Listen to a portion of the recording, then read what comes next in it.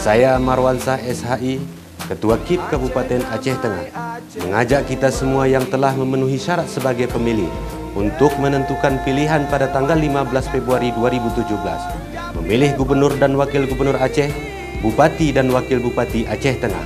Golongan putih bukan solusi. Solusi yang paling tepat adalah Anda hadir pada tanggal 15 Februari tahun 2017 di TPS-TPS terdekat. Berikan suara dan tentukan pilihan. Masa depan Aceh Tengah ada di tangan Anda. Mari kita ciptakan pilkada yang damai, jujur, demokratis, dan bermartabat. Ayo, gunakan hak pilih Anda. Datanglah ke TPS yang telah ditentukan.